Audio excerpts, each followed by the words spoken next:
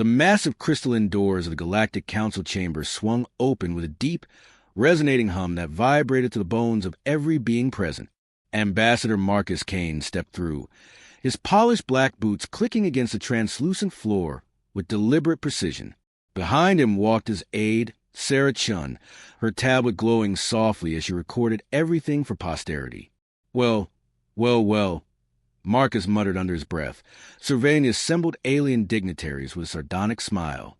Looks like the circus is in full swing today. Sarah shot him a warning glance.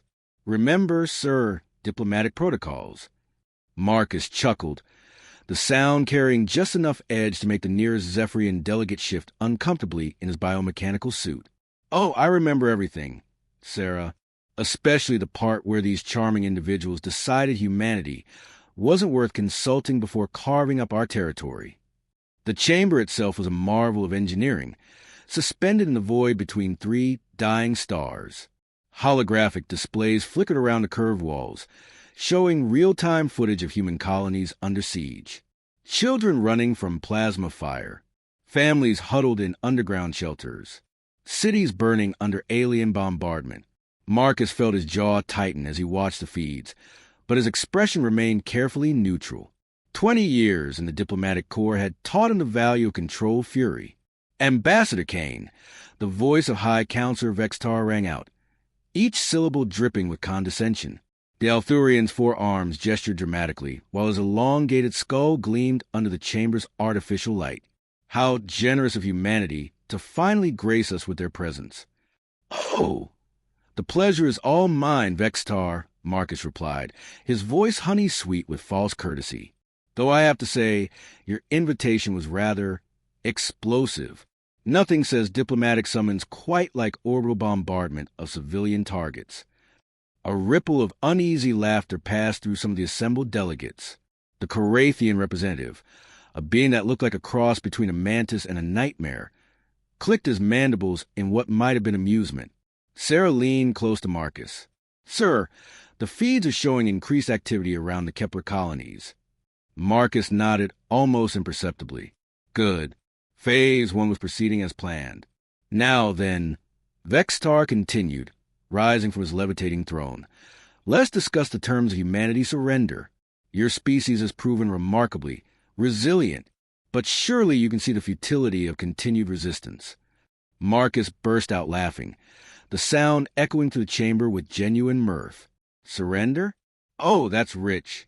That's precious. He wiped a tear from his eye, still chuckling. You magnificent bastards actually think we're here to surrender. The temperature in the room seemed to drop several degrees. Several delegates exchanged worried glances, while others leaned forward with predatory interest. Then why? Asked Counselor Frick, her serpentine form coiling with agitation. Are you here, human? Marcus straightened his tie and fixed the assembled council with a smile that never reached his eyes. I'm here to deliver a message. A very simple, very clear message about what happens when you mess with humanity's children. He activated his wrist communicator, and Sarah's tablet began projecting a three-dimensional star map of the local galactic sector. Red dots indicated human colonies under attack. Blue represented allied worlds. Yellow showed neutral systems. But it was the green dots that made several counselors gasp. Those green markers, Marcus said conversationally, represent the current positions of the human defense fleet. All of it. Every ship, every carrier, every dreadnought we've built over the past 50 years. Vextar's four eyes narrowed. Impossible. Our intelligence reports show your fleet scattered across dozens of systems. Your intelligence, Marcus replied with a grin that would have made a shark nervous, sucks. See, while you've been playing your little games of political maneuvering and territorial expansion, we've been doing something humans excel at, which is S.H. Rick hissed, learning, adapting, and preparing for war. The star map shifted, showing fleet movements in real time.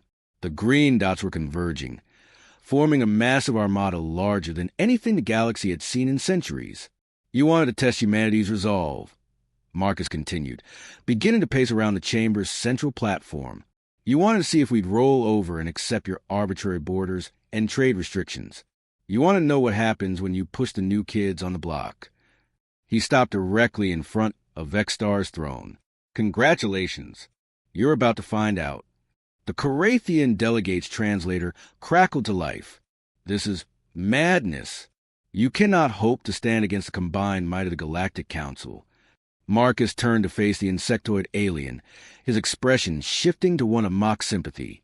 Oh, you poor, deluded creature. You still don't get it, do you? This isn't about standing against you. He gestured to the star map, where the green dots had formed into battle formations around key strategic points. This is about teaching you the most important lesson in human history. We don't just fight back, we fight better. Sarah stepped forward, her voice cool and professional. At this moment, human forces have achieved tactical superiority in 47 star systems. Our long-range reconnaissance drones have been mapping your fleet positions for months. Your communication networks have been compromised by our cyber warfare division. Marcus nodded appreciatively. Did I mention Sarah here used to be a lieutenant commander in our Special Operations Corps? She's got this wonderful talent for electronic warfare. Really knows how to make alien technology dance to her tune. The chamber erupted in a cacophony of alien voices. Translators working overtime to keep up with the outraged protests and demands for explanation. Silence. Vexstar's voice boomed through the chamber's acoustic systems. You dare threaten the council directly? Threaten? Marcus laughed again. Oh, my dear Vexstar, there's no threat here. There's only a promise. He activated another function on his communicator, and the holographic displays around the chamber changed to show live feeds from human warships. Massive vessels bristling with weapon systems, their hulls scarred from countless battles. Crews moving with practiced efficiency. Let me tell you a story, Marcus said, his voice taking on a narrative quality that somehow made the massive chamber feel intimate. Once upon a time, there was a species that thought it could bully the humans. They had superior technology, greater numbers, and the backing of an ancient galactic government. He paused dramatically, letting the tension build. That species no longer exists. The silence that followed was profound. Even the chamber's ambient system seemed to quiet, as if the station itself was holding its breath. The Hegemony War, whispered Counselor Tvara, her crystalline form flickering with what might have been fear. That was you. Marcus nodded slowly. 20 years ago, when humanity first reached for the stars, we encountered the Xerian hegemony. Beautiful ships, incredible weapons, and an absolute certainty that we were nothing more than primitive animals to be caged or exterminated. He walked over to Tvari's section of the chamber, his voice dropping to conversational levels. They sent an ultimatum. Submit or be destroyed. Sound familiar? Sarah's tablet chimed softly, and she glanced at the display. Sir, Admiral Rodriguez reports all fleets are in position. Thank you, Sarah. Marcus turned back to the assembled council. Now, where were we? Oh, yes, the hegemony. They had 40,000 ships. We had maybe 400. They had energy shields that could deflect our weapons. We had human ingenuity. The star map shifted again, this time showing the historical battle formations from the Hegemony War. Human ships, tiny compared to their enemies, swarming like angry wasps around the massive alien dreadnoughts. Do you know what we discovered about energy shields? Marcus asked, his tone almost conversational. They're designed to deflect energy-based attacks. Plasma bolts, particle beams, fusion torpedoes. All the standard galactic warfare tools. He paused, letting the implication sink in. They're absolutely useless against kinetic weapons moving at significant fractions of light speed. Vexstar's translator began stuttering as the Althurian's emotional state fluctuated wildly. You use relativistic projectiles against shielded vessels? We used everything, Marcus replied simply. Rocks accelerated to 90% light speed. Clouds of metallic dust that turned their own momentum against them. We turned physics into poetry, and that poetry was written in the wreckage of their fleets. Sarah stepped forward again, her professional demeanor never wavering. The hegemony survivors were offered terms: integration into human space as protected species, full citizenship rights, and representation in our colonial government. How many accepted? asked Tvara, her voice barely above a whisper. All of them, Marcus replied. Turns out, when you offer people dignity instead of domination, they tend to prefer it. Funny how that works. The chamber fell silent again as the implications of this revelation rippled through the assembled delegates. Several were frantically consulting their own historical databases. Try to verify the claims. Counselor Vextar, Marcus said, turning back to the Althurian leader. You want to know why I'm here? It's simple.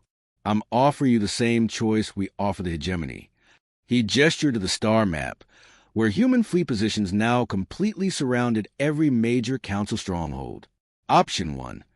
We discuss new terms for human-council relations, terms that recognize our sovereignty, our right to exist, and our right to defend ourselves. We establish trade agreements that benefit everyone, and we work together to build something better than what we have now. Marcus's expression hardened, and for a moment, the diplomatic mask slipped to reveal something far more dangerous underneath. Option 2. I give Admiral Rodriguez the order to commence Operation Prometheus, and we settle this the hard way. What, S.H. Rick hissed, is Operation Prometheus? Sarah's tablet displayed a technical schematic that made several counselors recoil in horror. A coordinated strike using quantum entangled communication networks to simultaneously target every council military installation, government facility, and strategic resource point in this sector. Marcus nodded. We learned a lot from the Hegemony War. One of the most important lessons was that halfway measures don't work. If you're going to fight, you commit completely. You end it decisively, and you make sure it never happens again. The Corathian delegate's mandibles clacked rapidly. You would commit genocide? Genocide? Marcus shook his head. No, military targets only, but every single one of them simultaneously, with enough force to ensure your surrender is unconditional and immediate. He walked back to the center of the chamber, his voice taking on a more personal tone. I have a daughter, you know, Emma. She's 7 years old, loves mathematics and old Earth music. She's currently in a bunker on Kepler, 442b, listening to explosions overhead and wondering why the pretty aliens want to hurt her daddy. The emotion in his voice was genuine, and it cut through the political posturing like a blade. She asked me, before I left, if the aliens were bad people. I told her that some people make bad choices, but that doesn't make them bad people. Marcus stopped walking and fixed each counselor with his gaze in turn. I hope I was right about that. The silence stretched for long minutes. Finally, Vextar spoke, his voice subdued. What were your terms? Marcus smiled, and this time there was genuine warmth in it. I'm so glad you asked. Sarah activated a new display, showing proposed territorial boundaries, trade routes, and joint development projects. The Terra Accords, she announced. A comprehensive peace and cooperation treaty. Territorial sovereignty for all member species. Marcus began, reading from the display. Mutual defense agreements against external threats. Open trade policies with standardized exchange rates. Joint scientific research programs. Cultural exchange initiatives. He paused, letting them absorb the information. And most importantly, a joint council with proportional representation for all species, including humanity. Tvara S. crystalline form brightened. These terms, they're actually quite reasonable.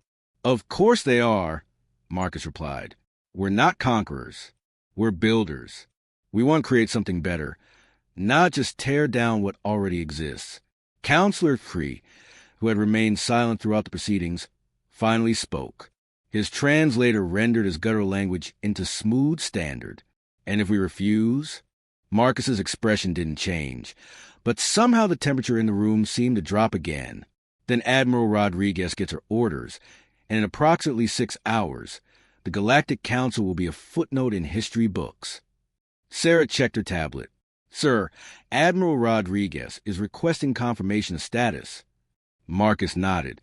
Tell her to maintain position but prepare for either scenario. He turned back to the council. I'm going to be brutally honest with you all. War is expensive. It's wasteful. It destroys things that took generations to build. But humans are very, very good at it when we have to be. He gestured to the tactical displays, showing human fleet positions. Every single one of those ships out there is crewed by people who have seen what you did to our colonies. They watched children die in plasma fire. They've listened to the screams of families torn apart by your territorial adjustments. Marcus's voice hardened. They are ready, willing, and eager to return that favor tenfold. The only thing standing between you and them is my decision to try diplomacy first. Vex Star's four arms moved in what might have been a gesture of submission. How long do we have to decide? Sarah, Marcus asked. Current fleet positions can be maintained for approximately 4 hours before logistical concerns require either advance or withdrawal, she reported. Marcus nodded. 4 hours. But honestly, I'd recommend you decide sooner. The longer those crews sit out there thinking about what you've done to our people, the less inclined they're going to be toward mercy. The council chambers erupted into frantic discussion as delegates began conferring with their home governments. Marcus walked over to one of the viewing ports and gazed out at the stars, his reflection ghost-like in the transparent aluminum. Sarah joined him. You think they'll take the deal? They better, Marcus replied quietly. Because if they don't, Emma and every other human child in this galaxy will grow up in a universe where might makes right, and diplomacy is just a prelude to conquest. He turned back to watch the ongoing discussions. I've seen what happens when humans go to war with righteous fury behind them, Sarah. It's not pretty. It's effective, but it's not pretty. And if they do accept? Marcus smiled. Then Emma grows up in a galaxy where different species work together to build something greater than any of them could achieve alone, where her children might have Althurian mathematics teachers and Korathian art instructors. Sir, Sarah said softly, Admiral Rodriguez is reporting that some council fleets are beginning to maneuver toward defensive positions. Marcus sighed. So much for an easy resolution. He activated his communicator. Admiral, this is Ambassador Kane. What's your tactical assessment? Rodriguez's voice crackled through the comm. They're trying to form a defensive perimeter around their core systems. Standard textbook maneuvers. It won't work against our deployment, but it shows they're not planning to surrender immediately. Understood. Maintain current positions, but be ready to execute Prometheus on my command. Acknowledged, sir. And Marcus. Yes, Lena? Give M hell. Marcus grinned.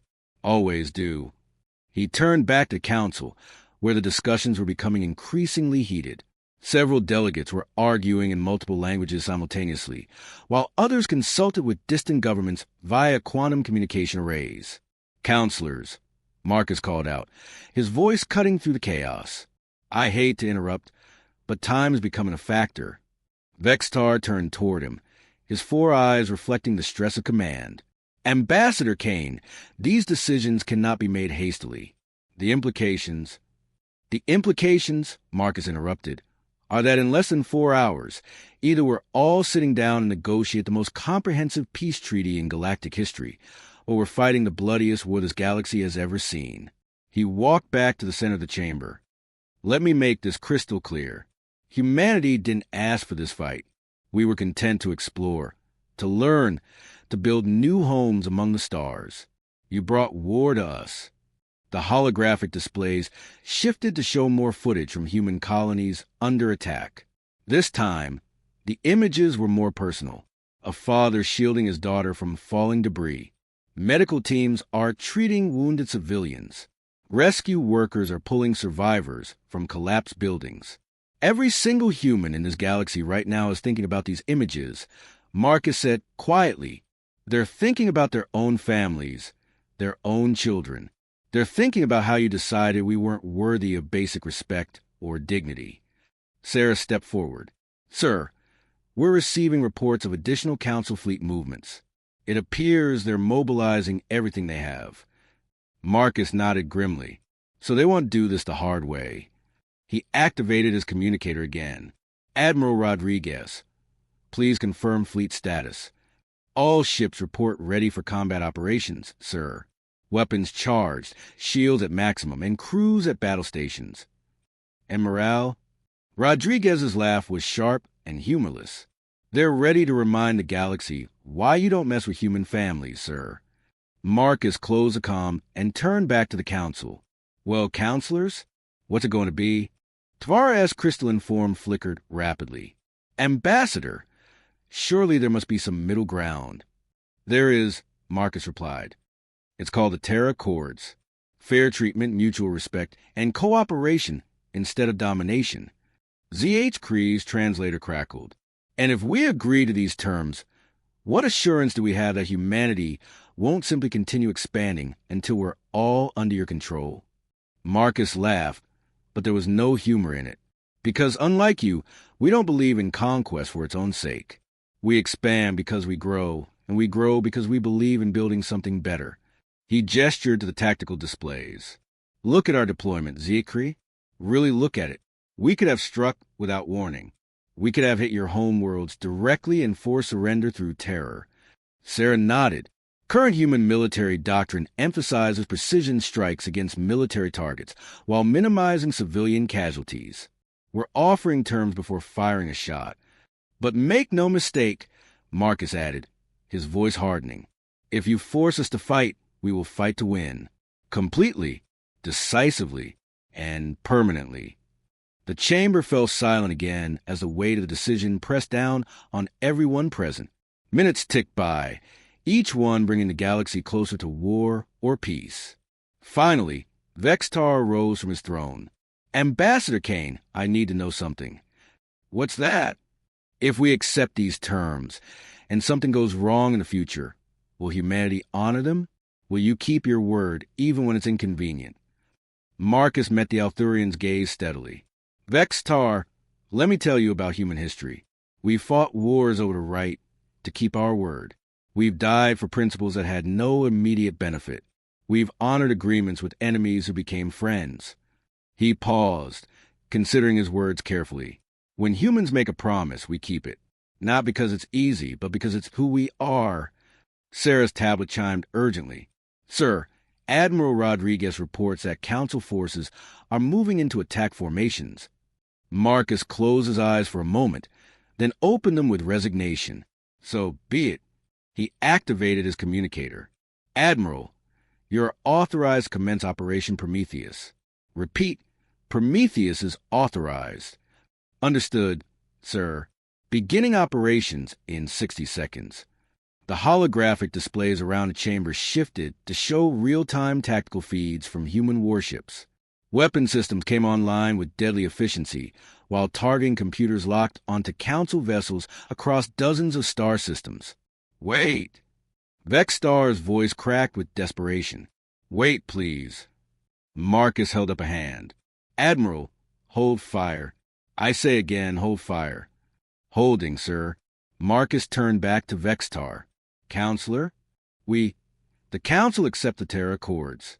All terms, all conditions. We accept.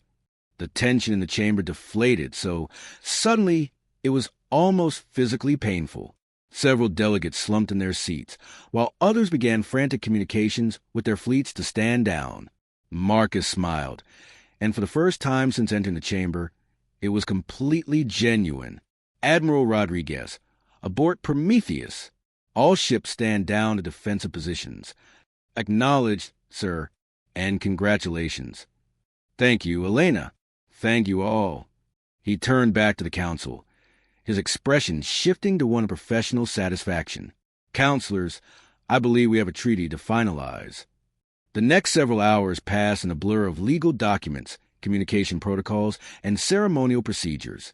Sarah worked tirelessly to coordinate the technical aspects, while Marcus handled the political nuances. As the final signatures were applied to the Terra Accords, Vextar approached Marcus privately. Ambassador, may I ask you something? Of course. Would you really have done it? Would you have ordered the attack? Marcus was quiet for a long moment, staring out the stars where human and alien fleets were now coordinating joint patrols. I have a daughter, Vextar. She's 7 years old, and she believes a universe where different people can be friends. He turned to meet the Arthurian's gaze. I would have done whatever was necessary to make sure she's right. 6 months later, Marcus stood in the same chamber, but everything had changed. Where once there had been tension and hostility, now there was genuine cooperation. The Joint Council was working on infrastructure projects that would benefit everyone. Trade was flowing freely, and cultural exchanges were becoming common. Sarah approached with her ever-present tablet. "Sir, we just received confirmation. The Kepler colonies have been rebuilt, and the new joint defense stations are operational." Marcus nodded. "And Emma? She's enrolled in the new multicultural education program. Apparently, she's fascinated by Corathian mathematics." Marcus laughed. "Of course she is. That's my girl." He looked around the chamber one more time, watching alien and human delegates working together on problems that seemed insurmountable just months before. "You know, Sarah, I think this might actually work." "The treaty? The future?" Marcus smiled. "A future where little girls don't have to hide in bunkers while the adults figure out how to get along." Sarah nodded. "A future worth fighting for." "A future worth building," Marcus corrected.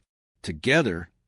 Outside the crystal windows, the stars shone with the promise of tomorrow, and for the first time in years, that promise felt real.